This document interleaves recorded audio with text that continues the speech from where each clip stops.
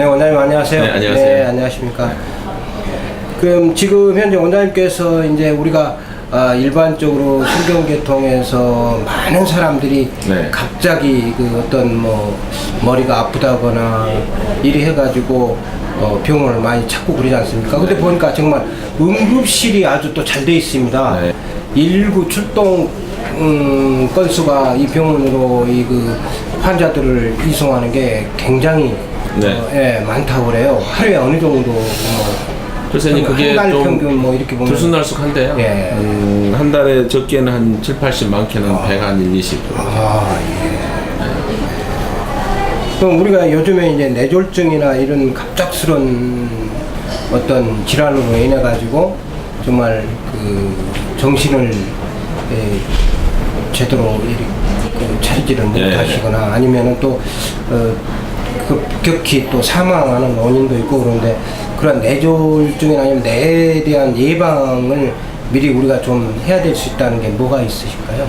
이게 사실 이제 뇌졸중 예방은 모든 게 다 그렇지만 이제 가장 상식적인 게 가장 중요한 건데요.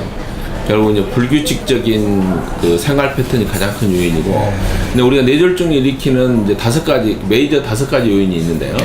첫째는 고혈압, 당뇨, 그 다음에 이제 연령, 65세 이상의 연령.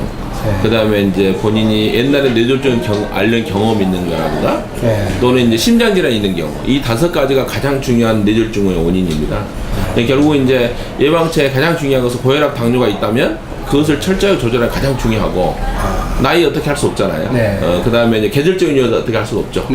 결국 이제 이른 아침이나 저녁 늦게 뭐 과격한 운동을 한다든가 이런 것도 좀 조심해야 되고, 결국은 이제 규칙적이고 안정된 그 생활 패턴이 가장 중요한 요인이라고 할 수 있죠. 일반적으로는 이제 겨울을 중심으로 해서 이제 가을에서 겨울에 갈 때 일교차가 심하고 겨울에서 이제 봄을 때 일교차가 심하잖아요. 그러니까 일교차가 심한 때에 이제 뇌졸중이 혈압이 이제 그 온도에 따라서 혈압이 이제 그 혈관 수축하면 올라갈 것이고 이완하면 내려갈 거니까 그 온도차에 따른 그 혈압의 변화가 심하기 때문에 환절기가 뇌졸중이 일으키는 이제 상당히 중요한 시기라고 하는데, 결국은 이제 예를 들어서 저는 환자들한테 고혈압, 당뇨가 있거나 연세가 있으면 절대 아침 일찍 운동은 별로 좋지 않다. 특히 이제 겨울에 보통 우리가 해가 떠서 운동을 하고 해가 지기 전에 운동을 멈춰라.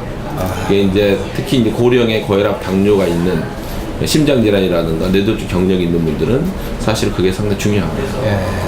그다음에 이제 젊은 사람들은 이제 뭐 가장 아까 말씀드린 대로 뭐 비만도 상당히 이제 중요한 요소가 되는 거고요.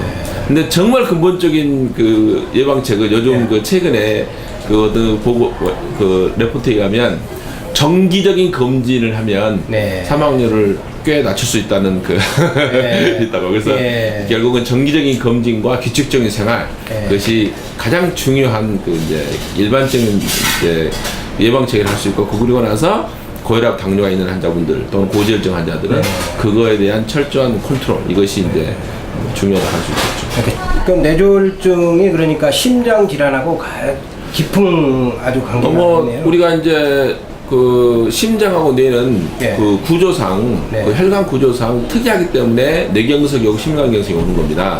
우리 팔다리 같은 경우는 경색이라는 말 잘 못 들으셨죠? 근데 뇌하고 심장은 혈관 구조가 특이합니다. 골목길처럼 돼서 막다른 길이에 있어요, 혈관들. 그러니까 우리 다른 몸의 혈관들은 여러 새길들이 있어서 한쪽이 막히더라도 그 나머지 새길을 커버를 하는데, 뇌하고 심장은 그 자기 카바의 에어리어가 있어. 너는 여기를 카바해라는 그 에어리어가 있는데, 그러니까 이 에어리어를 맡고 있는 그 고도의 그 기능을 해야 되니까요. 근데 단점이 있어요. 그 에어리어를 맡고 있는 걔가 문제가 생기면 그게 이제 경색이 오는 거잖아요. 그렇기 때문에 우리가 뇌경색과 심근경색이 오는 겁니다. 그러니까 우리 피 속에 있는 혈관이 어떤 핏덩어리가 만들어져 가지고 뇌로 가면 뇌경색이 되는 거고, 심장으로 가면 심근경색이 되는 거기 때문에 뇌경색과 심근경색은 뭐 뗄래야 뗄 수 없는 밀접한 관계가 있다고 봐야 됩니다. 이러한 또 척추에 대한 우리 그 좋은 예방법이 있다고 하면은 한번 이제 척추 질환의 예방은요, 그것도 이제 가장 상식적이 가장 중요한 건데요. 올바른 자세와 올바른 습관, 그것이 이제 가장 중요한 기본적인 올바른 자세라는 것은 이제 지금 저희가 이렇게 앉아 있지만 그 척추의 이 곡선, 예. 이 곡선이 정상적으로 유지되는 그런 자세를 올바른 자세라고 하는데, 예. 그러니까 우리가 책상에 앉아서 똑같은 5시간, 똑같은 3시간 일을 해도 올바른 자세로 앉아서 일을 하느냐, 그릇된 자세로 일을 하느냐에 따라서 어떤 사람은 전혀 문제 없이 증상이 없이 일상생활 할 수 있고, 어떤 사람은 일어나면서 아이고 우리 하고 일어나는 이유는 바로 그 앉아 있을 때 그 자세가 어떠냐가 중요하죠. 이게 우리가 관절 질환이라는 것은 그 어느 한순간에 사고 때문에 생길 수 있지만 대부분의 경우는 아주 조금씩 생기는 거지 않습니까? 그것은 바로 이제 그 사람의 직업이라든가 생활 패턴, 습관, 그라고 밀접한 관계가 있기 때문에 특히 척추 질환은 이제 자세가 상당히 중요한 부분을 차지한다라고 볼 수 있습니다. 이 컴퓨터가 제일 원인이 되더라고요, 보니까 컴퓨터하고 스마트폰.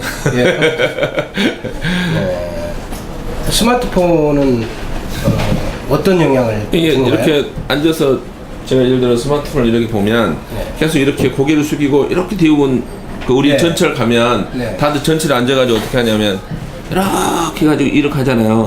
그건 지금 전부 다 고개 여기 다 아플 것이고요.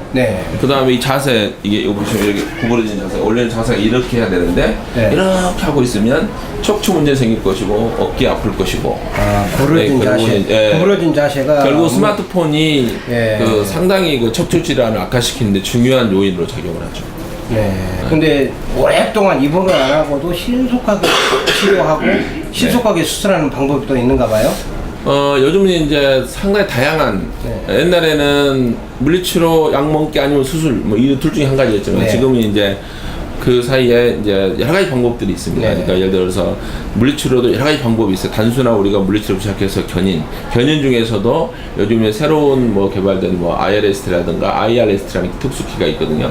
그리고 또 통증치료기라고 하는 페인 스크램블러라는 통증기가 따로 있고요. 그 다음에 또 요즘에 수술하지 않고 시술하는 뭐 신경성형술이라는 시술 방법도 있고 고주파 열치료술이라는 시술 방법도 있고 그리고 그 다음에 그런 지금 방금 나열한 그런 많은 방법을 했는데도 불구하고 결국은 아니다 그러면 디스크 질환 환자의 뭐 5% 이하만이 수술을 해야 될 상황에 해당되는 거기 때문에 옛날에 비해서 수술을 해야 될 경우가 상당히 줄어들었다고 봐야 됩니다.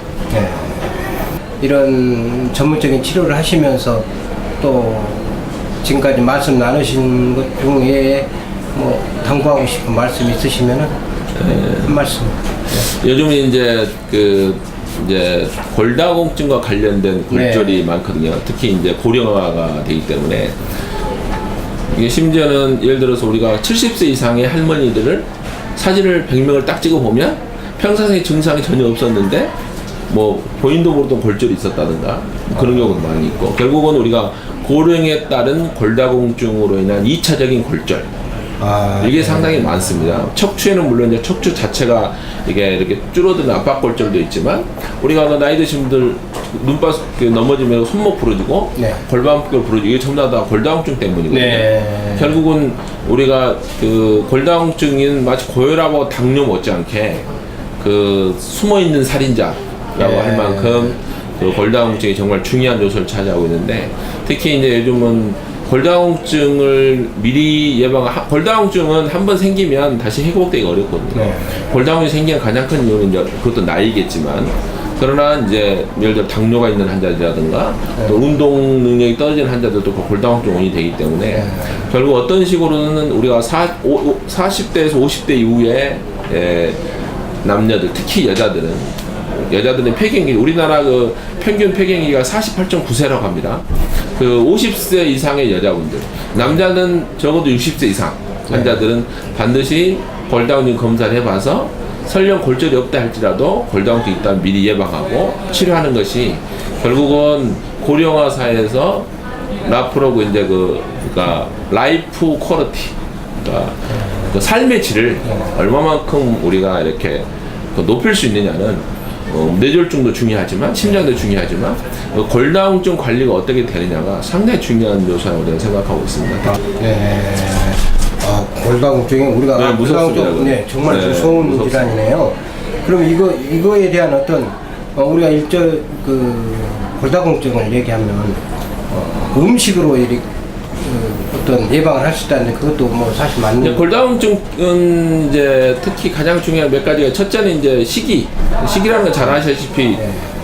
우유, 뭐 요플레, 치즈, 멸치, 달걀, 뭐 미역 다 알고 있는 네. 이런 것들이 이제 그 칼슘이 많이 들어있는 음식이고요. 그다음에 이제 아무리 음식을 많이 먹어도 운동 안 하면 다 빠져나가니까요. 그래서 운동을 통해서 적당한 근력을 유지함으로써 뼈가 튼튼하게지는 거죠. 그러니까 그 적당한 음식과 적당한 운동. 그 다음에 이제 아까 말씀 여자는 폐경기가 되고 남자는 55, 60세가 되면 네. 이게 어쩔 수 없이 골다공증이 오거든요. 네. 아무리 막으려고 해도 나이로 인해서 오는 걸 막을 수 없듯이 네. 그 어쩔 수 없이 오는 그 시점에 가서는 빨리 이제 찾아내서 요즘은 이제 약도 뭐 매일 먹는 약도 있고 일주일에 한 번 먹는 약도 있고 한 달에 한 번 먹는 약도 있고 한 달에 한 번 주사 맞는 것도 있고 3개월에 한 번씩 주사 맞는 것도 있고 뭐 일주일에 2번 주사 맞는 것도 있고 뭐 여러 가지 그 다양한 방법들이 있거든요. 네. 그 자기의 그 사람의 어떤 패턴에 따라서 네. 거기에 대해서 적당하게 조치를 하면 골다공증으로 인한 어떤 후유증이라든가 합병증을 최소화시킬 수 있는 거죠. 코골이에 대해서 이제 잠시 네. 얘기를 나눈 적인데 이 코골이에 대한 또 사전 예방법은 뭐. 는 사실 상당히 중요합니다. 상당히 중요한데 왜 중요하냐면 우리가 하나님께서 인간을 만들어 놓을 때 탈무드에 그런 얘기가 있습니다. 8시간은 누워있고 8시간은 서있고 8시간은 앉아있어라. 이게 무슨 말이냐면 8시간 자고 8시간 일하고 8시간은 먹고 놀고 쉬어라는 뜻이거든요. 그런데 이 8시간이 중에서 이 잠자는 누워있는 6시간이 잠자는 시간인데 이 잠자는 시간의 8시간이 제대로 자주어야 나머지 16시간이 우리가 이제 정상적으로 사는 건데 코골이의 가장 큰 문제가 뭐냐면 이제 그 우리가 숨을 이렇게 들이쉬면서 마시는 그 산소 포화도가 우리 이게 공기 중에 20%가 산소거든요. 네. 그 20% 산소를 우리가 받아들여서 우리 혈중에 산소 포화도를 적어도 98에서 100을 유지해야 된단 말이에요. 유지.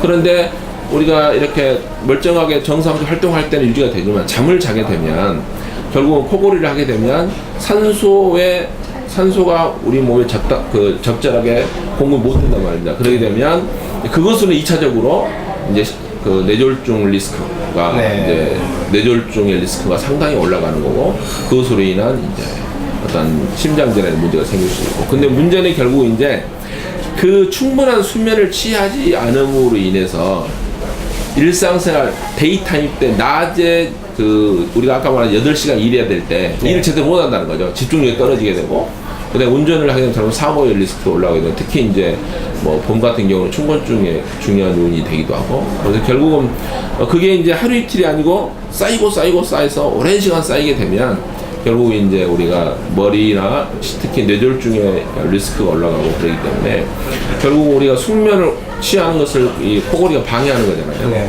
그렇기 때문에 사실 이제 그 코골이의 관리라든가 이거는 상당히 그 전반적인 특히 뇌졸중 관련된 부분에 있어서는 상당히 중요한 요소로 작용을 하고 있죠.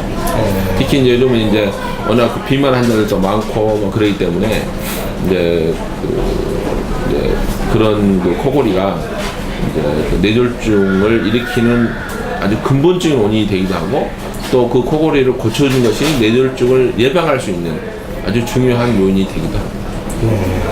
그러니까 원장님 말씀을 쭉 이제까지 들어보니까 정말 그 여러 가지 음식을 고루 섭취하고 또 적당한 운동을 해야 되고 특히 규칙적인 습관을 갖고 규칙적인 생활이 필요하고 또 항상 모든 일을 할 때나 사물을 볼 때 학생들 공부할 때 이 그 올바른 자세 이게 굉장히 중요하거든요.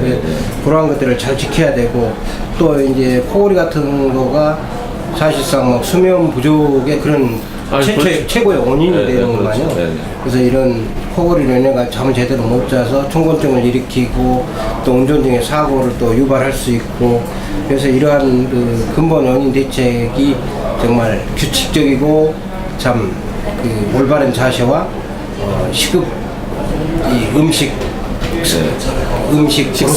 식생활에 대한 그러한 것을 잘 지킴으로써 우리가 건강을 지킬 수 있다는 뭐 너무나도 명확하고 잘 아는 거지만 또 새롭게 원장님 말씀을 듣고 보니까 중요성이 깨달아지고 정말 이제 그런 생활을 해야 되겠다라는 생각이 드는데 오늘 장시간 감사합니다. 네, 감사 수고하셨습니다. 네. 네.